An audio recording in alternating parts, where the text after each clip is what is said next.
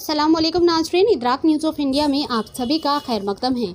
कुल जमाती मुस्लिम राब्ता कमेटी कन्वीनर मोहम्मद मोहसिन खान की क़ियादत में एक वफ़द जिसमें मोहम्मद अब्दुल हादी एडवोकेट सदर ज़िला मजलिस इत्तेहादुल मुस्लिमीन, मकसूद बिन अहमद ज़ाकिर एडवोकेट सेक्रेटरी मजलिस इत्तेहादुल मुस्लिमीन ने आज कुल जमाती मुस्लिम राब्ता कमेटी महबूब नगर की जानिब से CAA काला कानून के ख़िलाफ़ कलेक्ट्रेट दफ्तर पर ADP शंकर को एक याददाश्त पेश की गई।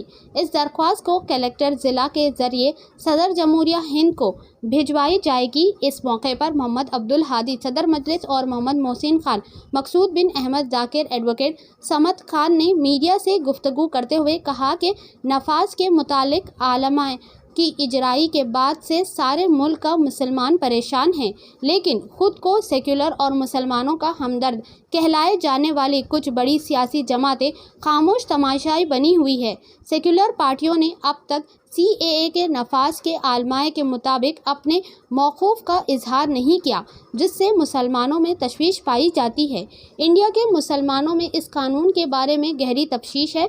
वो 4 बरस कबल इसके खिलाफ मुल्क गहरा एहतजाज कर चुके हैं, जिनमें शाहीन बाग भी है। इसकी पादाश में दर्जनों मुस्लिम नौजवान अब भी अंसदाद दहशत गर्दी और गद्दारी के कानून के तहत जेलों में कैद है। इन्होंने कहा कि इस मामले में मुसलमानों के साथ तफरीक बरती गई है और इसका मकसद मुसलमानों को शोहरत से महरूम करना है। इन्होंने हुकूमत हिंद से मुताल्ला किया है कि CAA कानून से दस्तबरदारी हो जाए, वरना मुसलमान हिंद जमहूरी तरीक़े से एहतजाज करेंगे। मोहम्मद समद खान, यूसुफ बिन नासिर, मिर्ज़ा कुद्दूस बेग, मुस्लिम लीग रियासती सेक्युलर, इंडियन यूनियन मुस्लिम लीग तेलंगाना, मोहम्मद अब्दुल रहीम, मोहम्मद इलियास, मुजाहिद कादरी, मजलिस यूथ लीडर इमरान शरीफ, मोहम्मद ताहिर, NRI मजलिस कायदीन के अलावा कांग्रेसी कायदीन ख्वाजा अजमत अली, मोहम्मद अवैस अहमद के अलावा ख्वाजा मोइनुद्दीन एडवोकेट मसबाउद्दीन छोटन भाई, मोहम्मद अब्दुल अलीम सिद्दीकी, जर्नलिस्ट हामिद शेख, नूरुल्लाह खान और दीगर कायदीन इस नफद में मौजूद थे। आइए देखते हैं इस खुसूस में चंद मनाज़िर। हमारी ये खास रिपोर्ट में ऐसे ही अहम और ख़ास खबरों के लिए इदराक न्यूज़ ऑफ इंडिया को लाइक करें, सब्सक्राइब करें और शेयर करना ना भूलें। आज ऑल पार्टी मुस्लिम लीडर्स कोऑर्डिनेशन कमेटी की जानिब से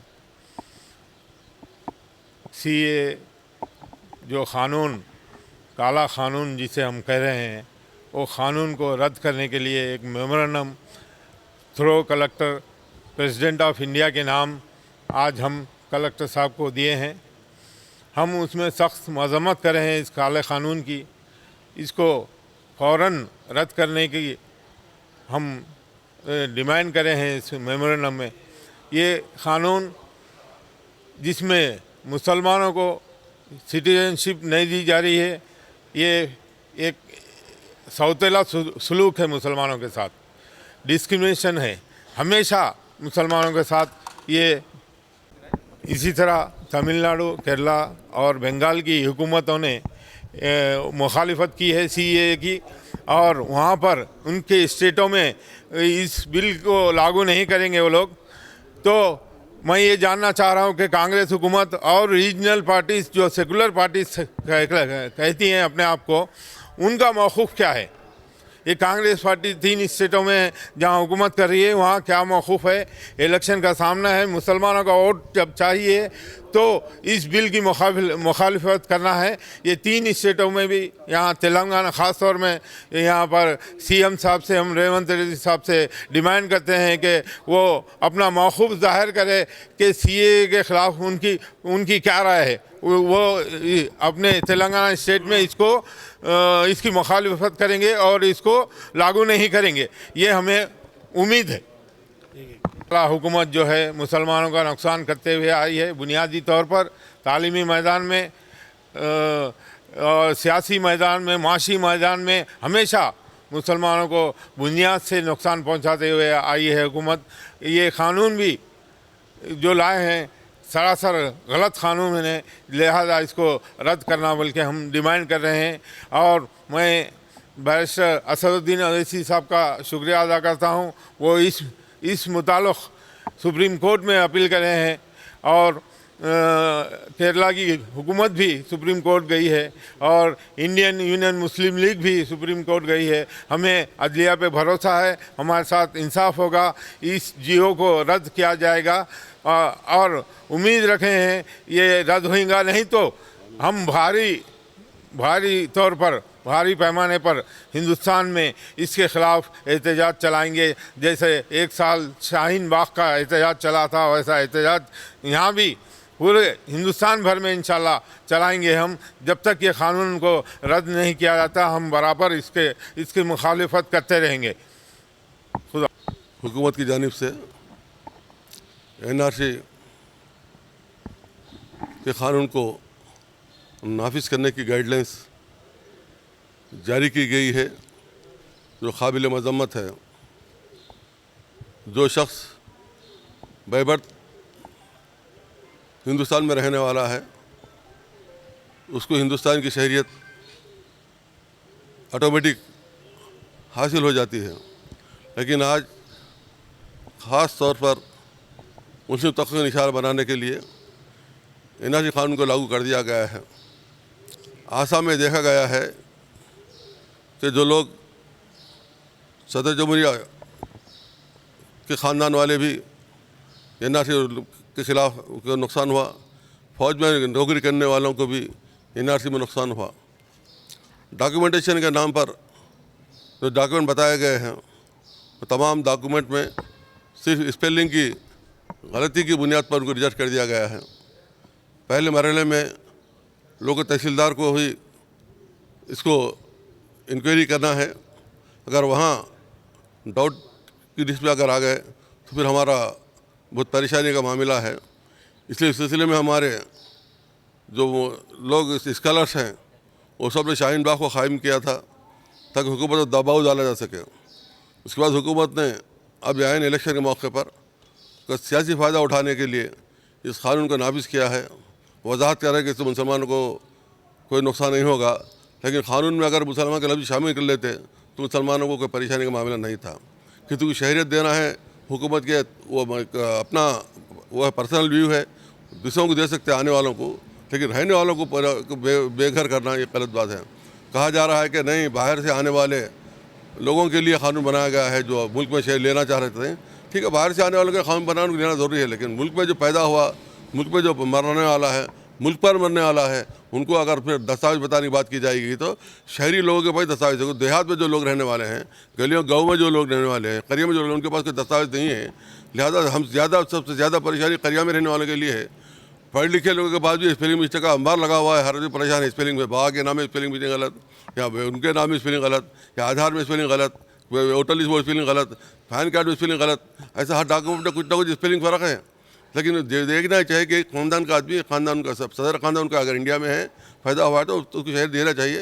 लिहाजा क़ानून में जो तरमीम, जो गाइडलाइन बनाई गई है, गाइडलाइन को तरमीम ज़रूरी है और क़ानून असल बुनियादी तौर पर क़ानून को कैंसिल कर देना ही अहम मुतालबा है हमारा। का जो क़ानून है सिटीज़न अमेंडमेंट एक्ट, हम मुसलमान नींद के गलबों में सोते ही रहे। NRC आया, NPR आया, फिर CAA एक्ट भी बन गया। यानी मुसलमानों के साथ हुकूमतों का जो खिलवाड़ का तरीक़ा है, ये खामोशी से अपना काम करते हैं और इलेक्शन के सामने अपने मैनिफेस्टो में सामने वाली कौम को, गैर मुसलमानों को ये बताते हुए कि देखो हम मुसलमानों की सिटीज़नशिप कैसे खींच रहे हैं, इस नाम पे आप वो वोट ले रहे हैं और मुसलमानों की सिटीज़नशिप हमारे को निकाल रहे हैं। ये क़ानून यकीनन CAA जो क़ानून है, ये सिटीज़नशिप देने का क़ानून नहीं है, ये सिटीज़नशिप मुसलमानों की लेने का क़ानून है। मुसलमान अल्लाह आज भी जाग जाएं, नींद के गलबे में मत रहिए आप। मैं सलाम करता हूँ शाहीन बाग के लोगों ने, जो उन्होंने ऐसा एहतजाज मुनज़्ज़म किया था कि हुकूमत मजबूर हो गई थी, लेकिन फिर आज हम खामोश बैठे हुए हैं। आज आपको मालूम है मरकज़ी हुकूमत हर मामले को एक तजुर्बेगाह की तरह काम करती। लव जहाद के मामला जब था तो कर्नाटक को चुना गया जहाँ उनकी हुकूमत थी। कभी गुजरात की हुकूमत में लैबोरेटरी रख के मुसलमानों को नुकसान कैसे पहुंचाना है काम किया जाता। आज CAA का जो तजुर्बा गाह है वो आसाम है, आसाम को चुना गया, आसाम में बता गया। आपको बताने के मौक़ूफ़ में हूँ 1,35,000 मुसलमानों की आज सिटीज़नशिप ख़तरे में पड़ी हुई है। ये लोग जाना फिर फॉरेन रेगुलेटर के पास जाके अपनी अपील डालना, इनको कोई रहने का मौका नहीं। बता रहा हूँ, अगर ये निकल गए हैं, आसाम की मिसाल देख ले कि अब तो भी जाइए, आसाम में डिटेंशन सेंटर बनाए गए हैं।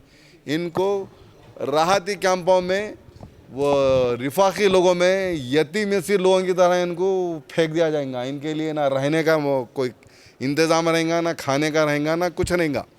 इस तरीके से ये हुकूमत चाहती है। हुकूमत क्या चाहती है? मुसलमानों के ख़िलाफ़ हमारे भाइयों को उकसाए, ये उकसाने के ज़रिए उनसे वोट हासिल करे और फिर वोट हासिल करके हुकूमत में आके फिर मुसलमानों को नुकसान करे। ये मंशा बीजेपी हुकूमत का है 10 साल का। वल्लाही उन्होंने जो काम किया है यकीनन अल्लाह की लाठी बे आवाज़ है। ऐसी लाठी पड़ेंगी कि देखिए आज तेलंगाना गायब हो गई, कर्नाटक गायब हो गई, अल्लाह ने चाहा तो मैं समझता हूँ मरकज़ी हुकूमत भी ख़त्म हो जाएंगी। लेकिन खुदारा आज हमारे मुसलमानों को जागने का वक्त है। ये सोने का वक्त आसानी से लेने का वक्त नहीं है। कोई एक वक्त का चीफ मिनिस्टर बोल दिया मेरे एरिया में अमल नहीं होगा, नहीं, ये हम गलत फहमी में हैं। हम अब देख रहे हैं, आप सेंट्रल के जितने टूल्स जो माने जाते हैं, टूल्स जो इस्तेमाल कर रहा है जो मोदी, ईडी है, ईडी क्या तुम्हारी रियासती हुकूमत से कोई परमिशन ले रही, घुस जा रही लोगों में, आईटी है घुस जा रही। इसी तरीके से ये लोग भी आ जाएंगे, इनका स्टाफ आएगा। आपको हम समझ रहे हैं ख्वाबों में म्यूनसिपाल्टी के लोग आके हमारी मालूमात करेंगे, नहीं, जब उन्हें इतना काम कर दिया तो उनके लोगों को रखे ये काम भी करेंगे। तो हमको ये रोकने के हमारे पास एक ही एहतियाज का एक ही तरीका है। हमारे पास एक ही जब विपन हथियार जमहूरियत में है, वो हम एहतजाज करना, प्रोटेस्ट के ज़रिए हमारी चीज़ों को मनवाया जाते हैं। मैं बारिशर असदुद्दीन हफीज़ साहब को भी सलाम करता हूं और मुबारकबाद देता हूं। राइट टाइम पे राइट आपने जिस तरीके से सुप्रीम कोर्ट का दरवाज़ा खटखटाया है सीए के लिए, मैं उम्मीद करता हूं अल्लाह की ज़ात से इंशाल्लाह हमें कुछ इंटीरियर मर्डर ज़रूर मिलेंगे। इस पर अमलवारी के लिए स्टे ज़रूर आएगा। हम सबको भी रमज़ान का महीना दुआ करना है, ये बलाओं से बचने के लिए हमको दुआएं करना है, मुतैद होना है। जब तक अगर नहीं होंगे, हम ऐसे बटे हुए रहेंगे तो डिटेंशन सेंटर हमारी किस्मत रहेंगी, हमारा मुक़द्दर रहेगा। ये सोच लेना मुसलमानों को यहाँ से तय करना। बहरहाल मैं फिर यही कहूँगा कि डरने घबराने की ज़रूरत नहीं है, लेकिन हर लम्हा हर चीज़ आप बात करते रहिए, वाच डाक की तरह अगर रहिए तो आपके हुकूक बचेंगे, वरना आपके हुकूक सलब हो जाएंगे। कुल जमाती राब्ता कमेटी महबूबनगर की जानिब से प्रेसिडेंट ऑफ इंडिया को ज़िला कलेक्टर के ज़रिए एक याददाश्त मेमोरेंडम पेश किया गया है। जो CAA हुकूमत मरकज़ी हुकूमत जो लाना चाहती है, वो दरअसल मुसलमानों के ख़िलाफ़ NPR NRC लागू करने की एक पहला दरवाज़ा है वो, जिसमें ये ख़ास लिखा गया है और इसके ख़िलाफ़ जो है ना तमाम मुसलमान जो है ना इसके ख़िलाफ़ है और सेकुलर ताकतें पूरी इसके ख़िलाफ़ में है।